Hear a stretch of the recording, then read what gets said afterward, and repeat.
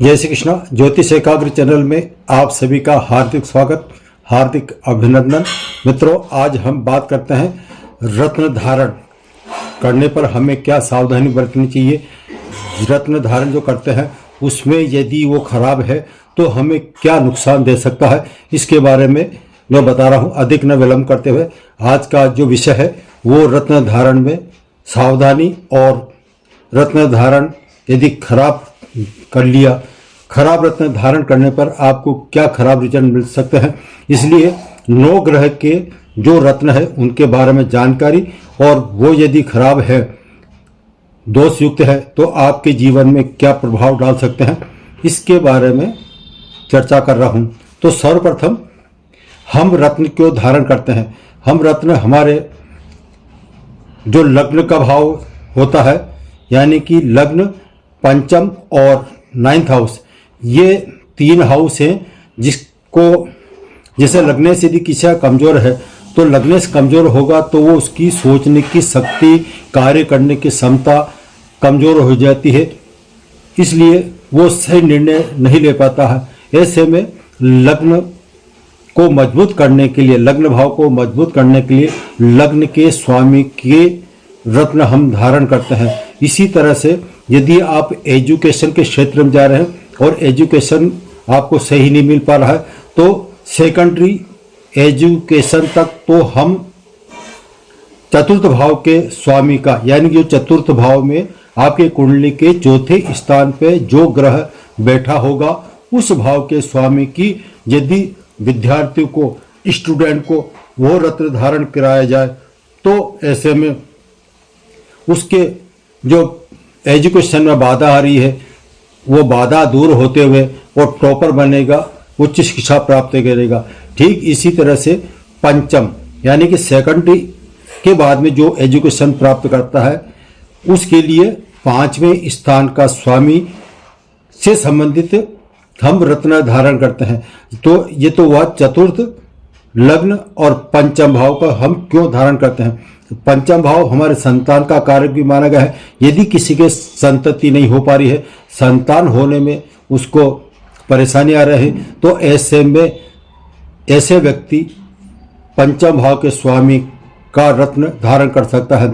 9th house हम भाग्य भाव को कहते हैं। यदि आपका भाग्य कमजोर है और उस भाग्य को आप प्रबल करना चाहते हैं तो आप 9th हाउस का जो स्वामी है उसका रत्न धारण कर सकते हैं। तो ये तो मैंने आपको सूक्ष्म जानकारी दी कि हम क्यों रत्न धारण करें।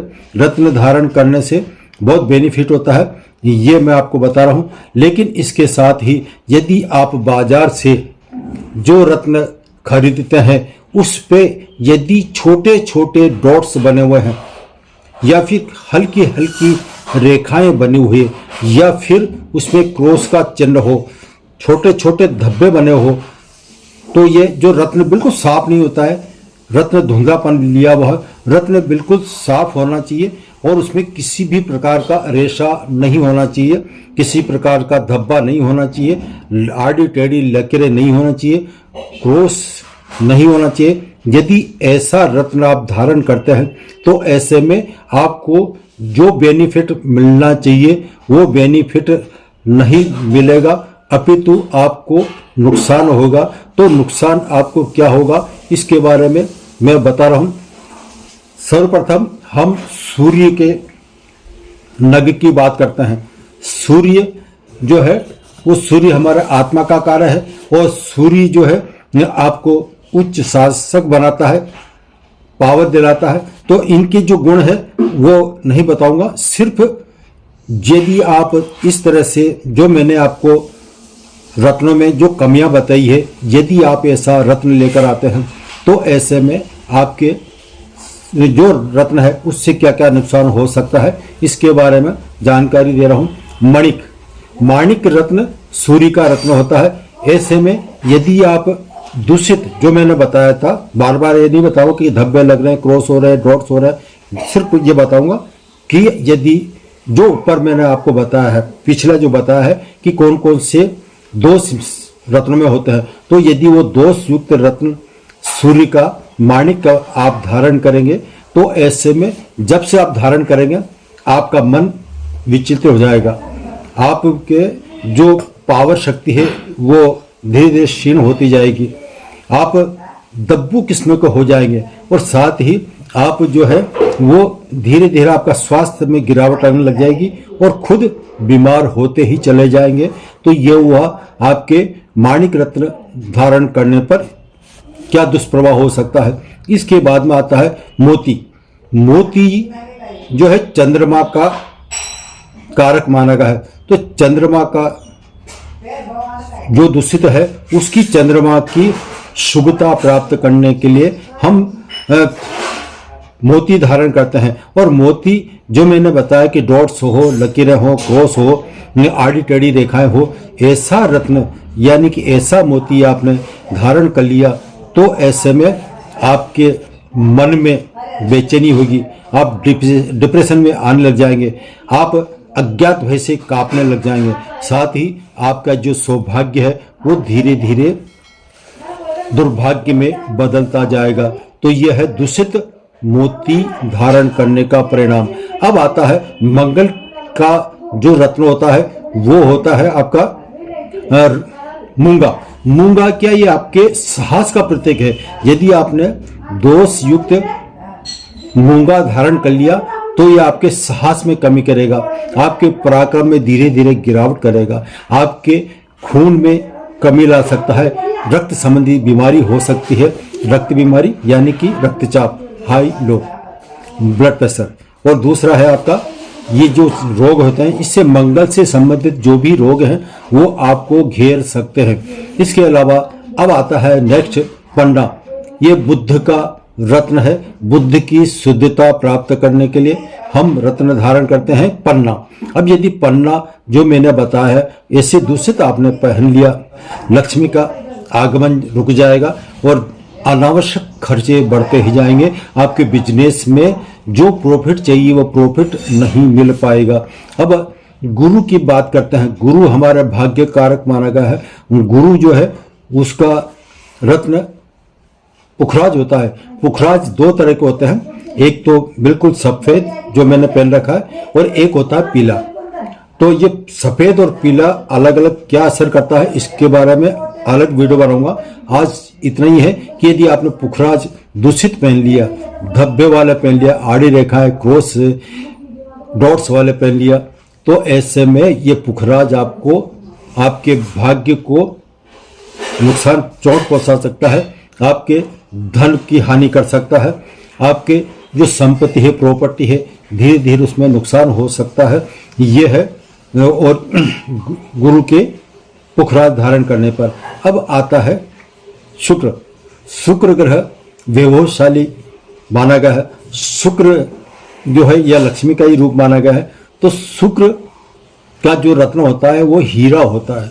हीरा बहुत महंगा होने के कारण हीरा कम धारण करते हैं और हीरे के बजाय इसका उपरत्न जो धारण करते हैं। अब या तो आप हीरा धारण कर रहे हैं या फिर इसका उपरत्न धारण कर रहे हैं। ऐसे में यदि वो दूषित होगा तो ये हीरा आपको धन संबंधी जो परेशानियां बढ़ती जाएगी, बरकत खत्म हो जाएगी, आपके चल असफल संबंधी वैभवशाली जो जीवन था वो धीरे धीरे कष्टमय होता जाएगा। और कष्टमय होने के साथ यदि आपने उसको नहीं उतारा और पहने रहे तो आपको ये मृत्यु तुल्य कष्ट दे सकता है, ये आपको कर्ज में डाल सकता है।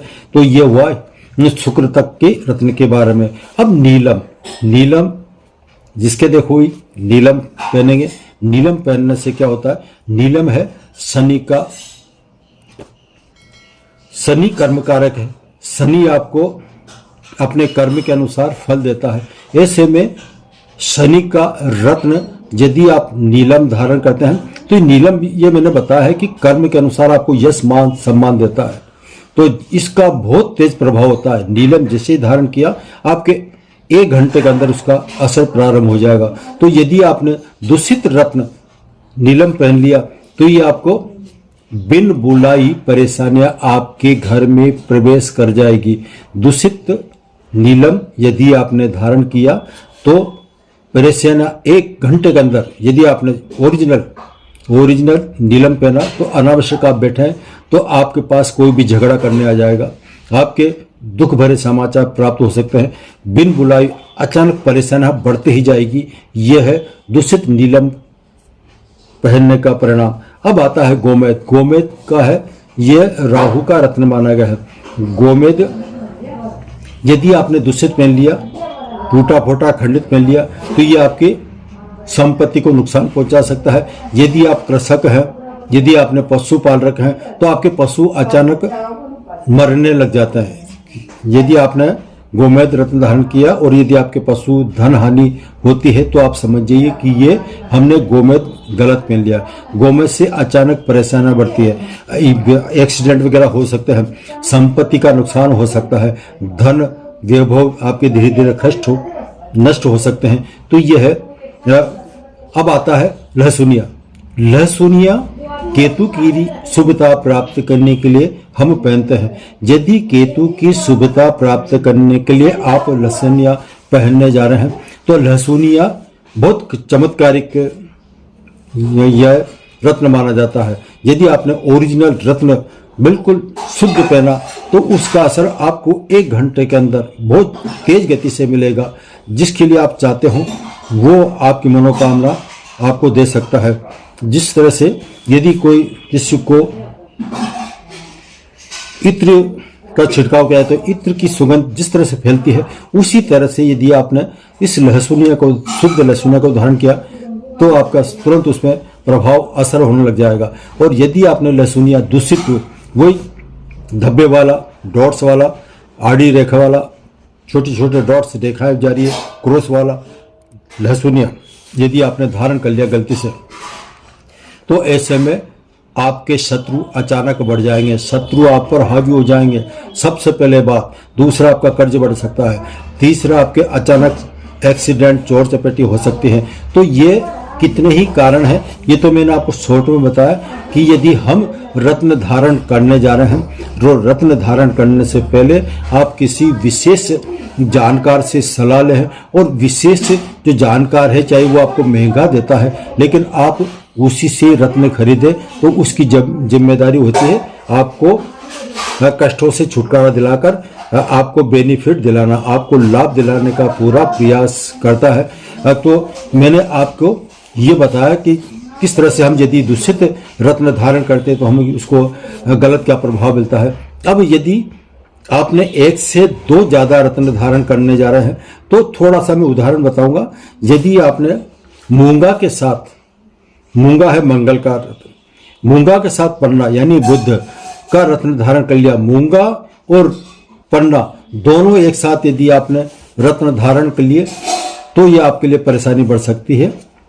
यह एक दूसरे के शत्रु है, इसलिए भूलकर भी ऐसे रत्न नहीं पहने कि जो एक दूसरे के शत्रु हैं। ये मैंने आपको उदाहरण दिया। दूसरा है नीलम।